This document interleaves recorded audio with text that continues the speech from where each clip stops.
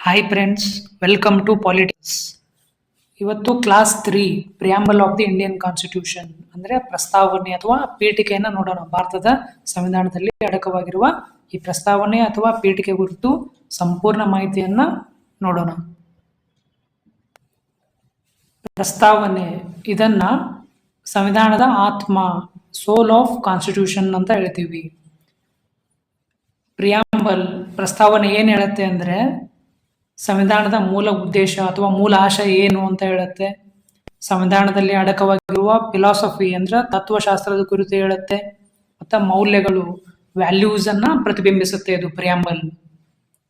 ಇದನ್ನ ನಮ್ಮ ಸಂವಿಧಾನ ನಿರ್ಮಾತೃರು ಅಮೆರಿಕ ಸಂವಿಧಾನದಿಂದ ಪ್ರೇರೇಪಿತರಾಗಿ ಅಲ್ಲಿಂದ ಎರವಲು ಪಡೆದುಕೊಂಡಿದ್ದಾರೆ.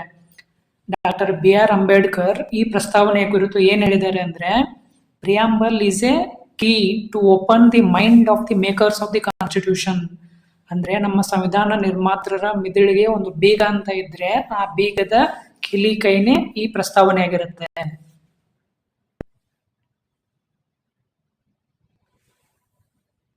ಪ್ರಸ್ತಾವನೆಯ ಪಠ್ಯ ಅಂದ್ರೆ ಟೆಕ್ಸ್ಟ್ ಆಫ್ ದಿ ಪ್ರಿಯಾಂಬಲ್ ಏನೇನಿದೆ, ಯಾವ ಯಾವ ಪದಗಳಿದೆ ಅಂತ ತಿಳ್ಕೊಳ್ಳೋದು ಇಂಪಾರ್ಟೆಂಟ್ ಇರುತ್ತೆ. ಒಂದ್ಸರಿ ಪ್ರಿಯಾಂಬಲ್ ಏನೇನಿದೆ ಅಂತ ಓದ್ಬಿಡೋಣ. We, the people of India, having solemnly resolved to constitute India into a sovereign, socialist, secular, democratic republic, and to secure to all its citizens justice in terms of social, economic, and political, liberty of thought, expression, belief, faith, and worship, equality of status and of opportunity, and to promote among them all fraternity, assuring the dignity of the individual and the unity and integrity of the nation. In our Constituent Assembly, this 26th day of November 1949, do hereby adopt, enact, and to give ourselves this Constitution ಅಂತ ಹೇಳುತ್ತೆ. ನಮ್ಮ ಸಂವಿಧಾನ ಹೇಗೆ start ಆಗುತ್ತೆ, ಹೇಗೆ ಪ್ರಾರಂಭ ಆಗುತ್ತೆ ಅಂತ ಕ್ವಶನ್ ಆಗಿದೆ already. V the people of India, ನಾವು ಈ ಭಾರತದ ಜನರು ಅಂತ ಪ್ರಾರಂಭ ಆಗುತ್ತೆ. ನಮ್ಮ ಪ್ರಸ್ತಾವನೆಯನ್ನ ನಾವು ಒಟ್ಟು 3 ಭಾಗಗಳಾಗಿ ವಿಭಜನೆ ಮಾಡಬಹುದಾಗುತ್ತೆ. ಒಂದು ಅಥಾರಿಟಿ, ಅಂದ್ರೆ ಈ ಸಂವಿಧಾನ ಯಾವ ಯಾವ ಅಧಿಕಾರವನ್ನ ನೀಡಿದೆ ಅಲ್ವಾ, ಆ ಅಧಿಕಾರದ ಮೂಲ ಯಾರು ಅಂತ ಹೇಳುತ್ತೆ, ಅಥಾರಿಟಿ. ನೆಕ್ಸ್ಟ್ ಆಬ್ಜೆಕ್ಟಿವ್ಸ್, ಅದರಲ್ಲಿ ಸಾಧಿಸಲೇಬೇಕಾದ ಕೆಲವು ಗುರಿಗಳನ್ನ ಅಡಕ ಮಾಡಿದ್ದಾರೆ ನಮ್ಮ ಸಂವಿಧಾನ ನಿರ್ಮಾತೃರು, ಆ ಆಬ್ಜೆಕ್ಟಿವ್ಸ್ ಅನ್ನ ಹೇಳುತ್ತೆ. ನೆಕ್ಸ್ಟ್ ಡೇಟ್, ಸಂವಿಧಾನ ಯಾವಾಗ ಜಾರಿಗೆ ಬಂತು ಅಂತ ಹೇಳುತ್ತೆ, ಆದ್ರೆ ಯಾವಾಗ ಅಳವಡಿಸ್ಕೊಂಡ್ವಿ ಅಂತ ಇದರಲ್ಲಿ ಇಲ್ಲ. ಸಂವಿಧಾನ ಜಾರಿಗೆ ಬಂದಿದ್ದು 26th November 1949, ಬಟ್ ಇದನ್ನ ನಾವು ಅಳವಡಿಸಿಕೊಂಡಿದ್ದು January 26, 1950. ಹಾಗಾಗಿ ನಾವು January 26 ಗಣರಾಜ್ಯ ದಿನವಾಗಿ ಆಚರಣೆ ಮಾಡ್ತೀವಿ. ಸಂವಿಧಾನದ ಅಂತಿಮ ಅಧಿಕಾರ ಯಾರು ಅಂದ್ರೆ ಜನರೇ ಆಗಿರ್ತಾರೆ. ರಾಜನೂ ಅಲ್ಲ, MLAನೂ ಅಲ್ಲ, MP ಗಳು ಅಲ್ಲ, ಸಂಸತ್ತು ಅಲ್ಲ. ಸಂವಿಧಾನ ನೀಡಿರುವ ಎಲ್ಲ ಅಧಿಕಾರಗಳ ಒಂದು ಮೂಲ ಜನರು ಆಗಿರ್ತಾರೆ. ನಮ್ದು ಜನ ಸಾರ್ವಭೌಮತ್ವ ಆಗಿರುತ್ತೆ, ಪಾಪ್ಯುಲರ್ ಸವರಿನಿಟಿ ಅಂತ ಕರಿತೀವಿ ಇದನ್ನ. ಎಕ್ಸಾಮ್ ಪರ್ಸ್ಪೆಕ್ಟಿವ್ ಅಲ್ಲಿ ಏನ್ ಇಂಪಾರ್ಟೆಂಟ್ ಅಂದ್ರೆ, ಭಾರತದಲ್ಲಿ ಯಾವ ರೀತಿಯ ಪ್ರಜಾಪ್ರಭುತ್ವ ಅಸ್ತಿತ್ವದಲ್ಲಿದೆ ಅಂದ್ರೆ, ಸಂವಿಧಾನಾತ್ಮಕವಾದ ಪ್ರಜಾಪ್ರಭುತ್ವ ನಮ್ಮ ಭಾರತದಲ್ಲಿ ಅಸ್ತಿತ್ವದಲ್ಲಿದೆ. ಎಲ್ಲ ಅಧಿಕಾರಗಳ ಮೂಲ ಪ್ರಜೆಗಳೇ ಆಗಿರ್ತಾರೆ. ನೆಕ್ಸ್ಟ್, ಈ ಪ್ರಿಯಾಂಬಲ್ ಅಲ್ಲಿ ಭಾರತ ಅಂದ್ರೆ ಏನು ಅಂತ ಹೇಳಿಕೆ ಇಷ್ಟಪಟ್ಟಿದ್ದಾರೆ ನಮ್ಮ founding fathers of constitution. Bharat ಅಂದ್ರೆ ಏನು ಅಂತ ಅವ್ರು ಹೇಳ್ತಾರೆ ಅಂದ್ರೆ, sovereign, socialist, secular, democratic republic ಅಂತ ಹೇಳ್ತಾರೆ. ಫಸ್ಟ್ ಸವರಿನ್ ಅಂದ್ರೆ ಏನಂತ ನೋಡೋಣ. ಸಾರ್ವಭೌಮ, ಭಾರತ ಒಂದು ಸಾರ್ವಭೌಮ ರಾಷ್ಟ್ರವಾಗಿರುತ್ತೆ.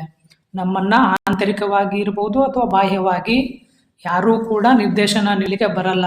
ನಮ್ಮ ಆಂತರಿಕ ವಿಷಯಗಳಲ್ಲಿ ಯಾವುದೇ ವಿದೇಶ ಹಸ್ತಕ್ಷೇಪ ಮಾಡಲು ಬರೋದಿಲ್ಲ. ನಾವು ಆಂತರಿಕವಾಗಿಯೂ ಕೂಡ ಸ್ವತಂತ್ರರಾಗಿದ್ದೇವೆ, ಬಾಹ್ಯವಾಗಿಯೂ ಕೂಡ ಸ್ವತಂತ್ರರಾಗಿದ್ದೀವಿ.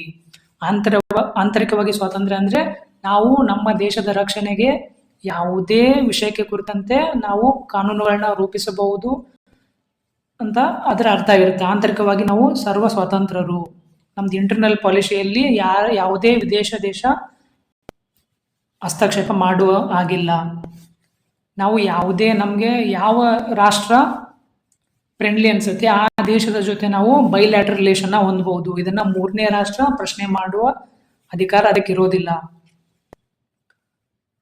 ಎಕ್ಸಾಮ್ ಪರ್ಸ್ಪೆಕ್ಟಿವ್ ಅಲ್ಲಿ ಏನು ಇಂಪಾರ್ಟೆಂಟ್ ಅಂದ್ರೆ ಈ ಸವರ್ನಿಟಿ ರಿಲೇಟೆಡ್ ಭಾರತ ತನ್ನ ವಿದೇಶಾಂಗ ನೀತಿಯಲ್ಲಿ ಸಂಪೂರ್ಣ ಸ್ವಾತಂತ್ರ್ಯನ ಹೊಂದಿರುತ್ತೆ. ನಾವು ಒಂದು ಸರ್ವ ಸ್ವತಂತ್ರ ಸಾರ್ವಭೌಮ ದೇಶ ಭಾರತ. Next socialist. ಮೂಲತಃ ಪ್ರಿಯಾಂಬಲ್ ಅಲ್ಲಿ ಈ ಸೋಷಿಯಲಿಸ್ಟ್ ಪದ ಇರಲಿಲ್ಲ. ಇದನ್ನ ನಾವು 42ನೇ ಸಂವಿಧಾನ ತಿದ್ದುಪಡಿ ಕಾಯ್ದೆ 1976 ಮೂಲಕ ಸೇರಿಸಿದ್ದೀವಿ. ಸೋಷಿಯಲಿಸ್ಟ್ ಆಗಿರಬೇಕು ಭಾರತ ಅಂತ ಹೇಳುತ್ತೆ ಇದು. ಅಂದ್ರೆ ಯಾವ ರೀತಿಯ ಸೋಷಿಯಲಿಸ್ಟ್ ಅಂದ್ರೆ ಆರ್ಥಿಕ ಸಮಾನತೆ ಇರಬೇಕು ಮತ್ತು ವೆಲ್ಫೇರ್ ಸ್ಟೇಟ್, ಒಂದು ಕಲ್ಯಾಣ ರಾಜ್ಯವಾಗಿ ಭಾರತ ಮಾರ್ಪಾಡಾಗಬೇಕು ಅಂತ ಹೇಳುತ್ತೆ ಈ ಸೋಷಿಯಲಿಸ್ಟ್ ಅನ್ನೋ ಪದ. ಮತ್ತಿಲ್ಲಿ ಭಾರತದ ನಾಗರಿಕರು ಖಾಸಗಿ ಆಸ್ತಿಯನ್ನ ಹೊಂದಬಹುದು. ಖಾಸಗಿ ಆಸ್ತಿ ಮೇಲೆ ನಿಷೇಧ ಇಲ್ಲ.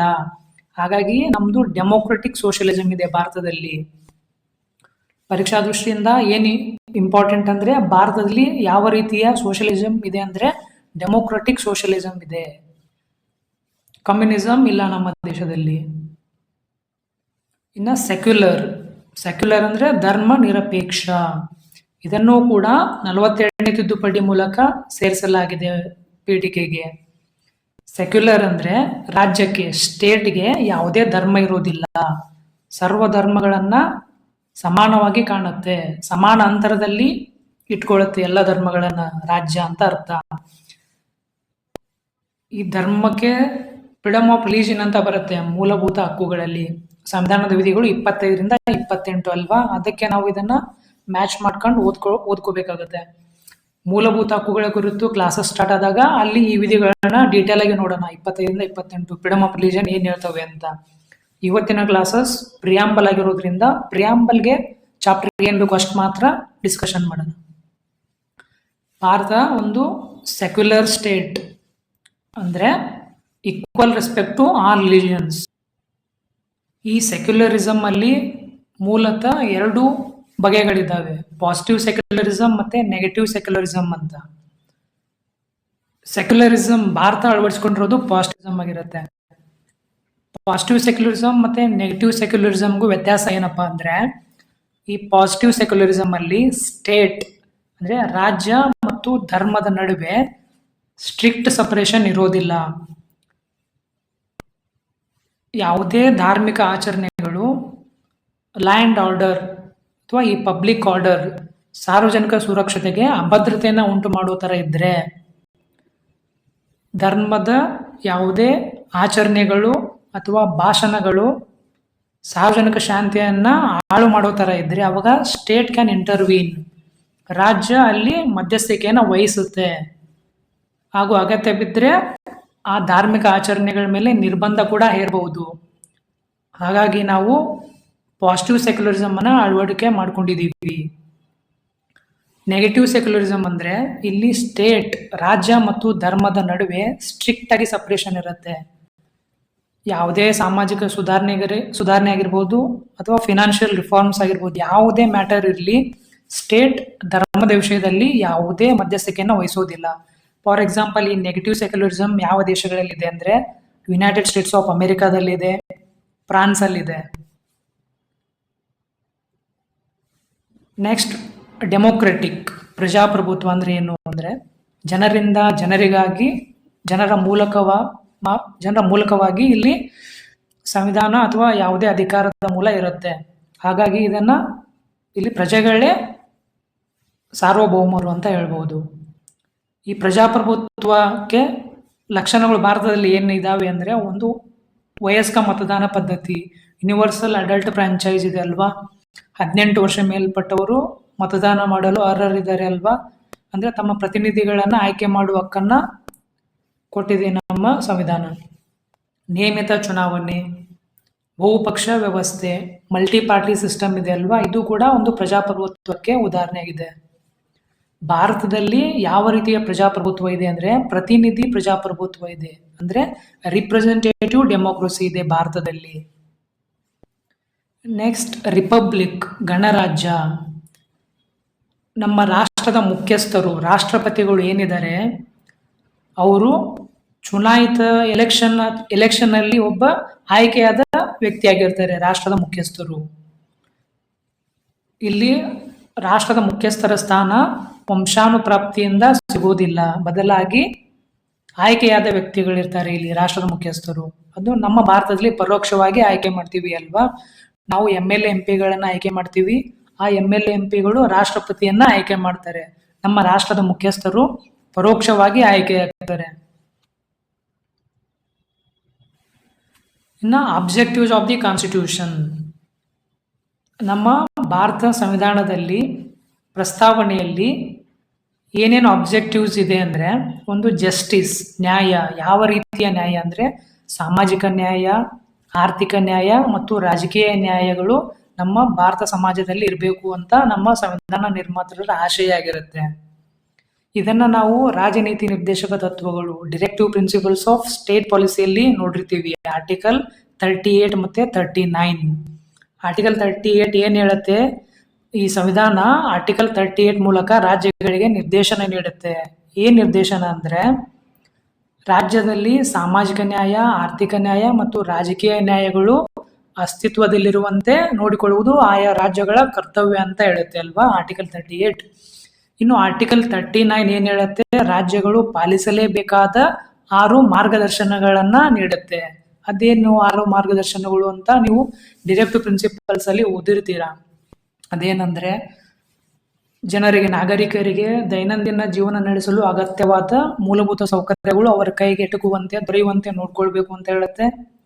ಸಮಾಜದಲ್ಲಿನ ಭೌತಿಕ ಸಂಪನ್ಮೂಲಗಳು ಸರ್ವರ ಒಳಿತಿಗಾಗಿ ಸಮಾನವಾಗಿ ಹಂಚಿಕೆಯಾಗಬೇಕು ಅಂತ ಹೇಳುತ್ತೆ. ಮತ್ತು ನಮ್ಮ ಸಂಪತ್ತೇನಿದೆ ಕೆಲವು ವ್ಯಕ್ತಿಗಳ ಕೈಯಲ್ಲಿ ಕೇಂದ್ರೀಕೃತವಾಗದಂತೆ ರಾಜ್ಯ ನೋಡ್ಕೊಳ್ಬೇಕು ಅಂತ ಹೇಳುತ್ತೆ.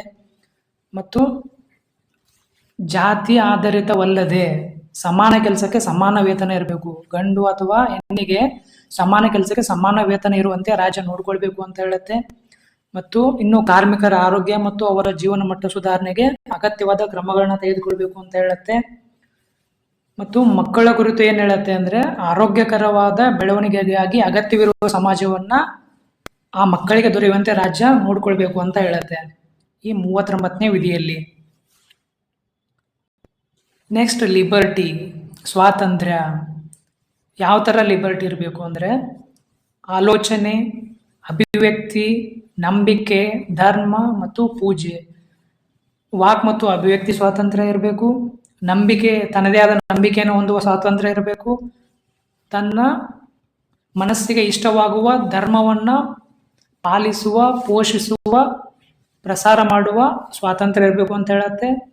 ಮತ್ತು ತನಗೆ ಇಷ್ಟವಾದ ಪೂಜಾ ವಿಧಾನಗಳನ್ನು ಅನುಸರಿಸುವ ಸ್ವಾತಂತ್ರ್ಯವನ್ನು ನೀಡುತ್ತೆ. ಇದನ್ನು ನಾವು article 19 to 22 right to freedom ಅಲ್ಲಿ ಮೂಲಭೂತ ಹಕ್ಕುಗಳು ಬಂದಾಗ ನೋಡೋಣ ಡೀಟೇಲ್ ಆಗಿ. ನೆಕ್ಸ್ಟ್ ಈಕ್ವಾಲಿಟಿ, ಸಮಾನತೆ. ಯಾವ ಥರ ಸಮಾನತೆ ಇರಬೇಕು ನಮ್ಮ ಭಾರತದ ಸಮಾಜದಲ್ಲಿ ಅಂದರೆ, ಕಾನೂನಿನ ಮುಂದೆ ಸಮಾನತೆ ಮತ್ತು ಅವಕಾಶಗಳಲ್ಲಿ ಸಮಾನತೆ ಇರಬೇಕು ಅಂತ ಹೇಳುತ್ತೆ.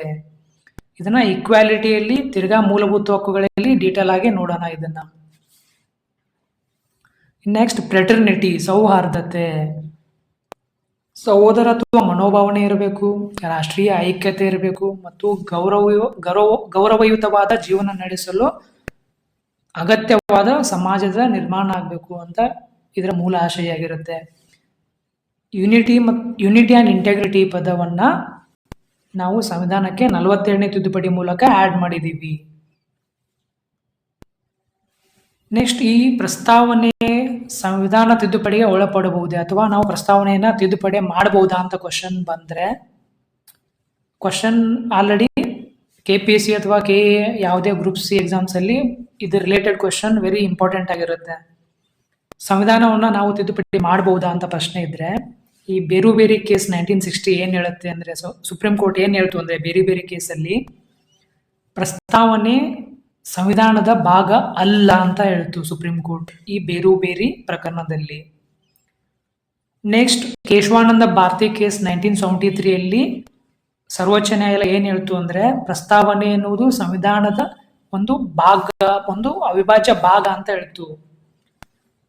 ಮತ್ತು ಸಂವಿಧಾನವನ್ನ ತಿದ್ದುಪಡಿ ಮಾಡಬಹುದು ಸಂಸತ್ತು. ಆದರೆ ಬೇಸಿಕ್ ಸ್ಟ್ರಕ್ಚರ್ಗೆ ಯಾವುದೇ ಧಕ್ಕೆ ಆಗದಂತೆ ಸಂವಿಧಾನದ ಮೂಲ ರಚನೆ ಏನಿದೆ, ಬೇಸಿಕ್ ಸ್ಟ್ರಕ್ಚರ್, ಇದನ್ನ ಸರ್ವೋಚ್ಚ ನ್ಯಾಯಾಲಯ ಈ ಕೇಶವಾನಂದ ಭಾರತಿ ಕೇಸ್ ಪ್ರಕರಣದಲ್ಲಿ ಮೊದಲ ಬಾರಿಗೆ ಉಚ್ಚಾರ ಮಾಡುತ್ತೆ ಅಲ್ವಾ, ಬೇಸಿಕ್ ಸ್ಟ್ರಕ್ಚರ್ ಅಂತ.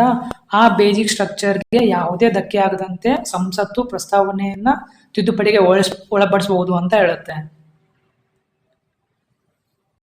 ನೆಕ್ಸ್ಟ್ ಈ 42ನೇ ಸಂವಿಧಾನ ತಿದ್ದುಪಡಿ ಇಂಪಾರ್ಟೆಂಟ್ ಇರುತ್ತೆ ಈ ಪ್ರಿಯಾಂಬಲ್ ಓದ್ಬೇಕಾದ್ರೆ. ಯಾಕಂದ್ರೆ ಈ ಪ್ರಿಯಾಂಬಲ್ಗೆ ಈ 42ನೇ ಸಂವಿಧಾನ ತಿದ್ದುಪಡಿಯು 3 ಪದಗಳನ್ನ ಆಡ್ ಮಾಡುತ್ತೆ. ಸೋಷಿಯಲಿಸ್ಟ್ ಅನ್ನೋ ಪದನ, ಸೆಕ್ಯುಲರ್ ಮತ್ತೆ ಇಂಟೆಗ್ರಿಟಿ ಎಂಬ ಪದವನ್ನ. ಅವಾಗಿನ ಇಂದಿರಾ ಗಾಂಧಿ ಸರ್ಕಾರ ಈ ಸಂವಿಧಾನ ತಿದ್ದುಪಡಿಯನ್ನ ಮಾಡುತ್ತೆ. ಪ್ರಸ್ತಾವನೆ ಸಂವಿಧಾನದ ಭಾಗವೇ ಅಂತ ಕ್ವಶನ್ ಬಂದ್ರೆ ಇದಕ್ಕೆ ಉತ್ತರ ಏನಾಗಿರ್ಬೇಕು ಅಂದ್ರೆ, ಈ ಬೇರೂಬೇರಿ ಯೂನಿಯನ್ ಪ್ರಕರಣದಲ್ಲಿ ಸುಪ್ರೀಂ ಕೋರ್ಟ್ ಏನ್ ಹೇಳಿತ್ತು ಅಂದ್ರೆ, ಪ್ರಸ್ತಾವನೆ ಸಂವಿಧಾನದ ಭಾಗವಲ್ಲ ಅಂತ ಹೇಳಿತ್ತು. ಅದು ಸಂವಿಧಾನವನ್ನ ಅರ್ಥ ಮಾಡಿಕೊಳ್ಳಲು ಒಂದು ಮಾರ್ಗದರ್ಶಕ ಮಾತ್ರ ಅಂತ ಹೇಳಿತ್ತು. It's a key to the constitution of India ಅಂತ ಅಭಿಪ್ರಾಯಪಟ್ಟಿತ್ತು ಬೇರೂಬೇರಿ ಯೂನಿಯನ್ ಪ್ರಕರಣದಲ್ಲಿ ಸರ್ವೋಚ್ಚ ನ್ಯಾಯಾಲಯ. ಮತ್ತೆ ಪ್ರಸ್ತಾವನೆಯಿಂದ ಯಾವುದೇ ಕಾನೂನು ಅಧಿಕಾರ ದೊರೆಯುವುದಿಲ್ಲ ಅಂತ ಕೂಡ ಅಭಿಪ್ರಾಯಪಟ್ಟಿತ್ತು. ಅದರಲ್ಲಿ ಏನ್ ಅಂಶಗಳಿದೆ ಅದರ ಉಲ್ಲಂಘನೆಗೆ ನ್ಯಾಯಾಲಯದ ಮೊರೆ ಹೋಗುವಂತಿಲ್ಲ ಅಂತ ಹೇಳ್ತು.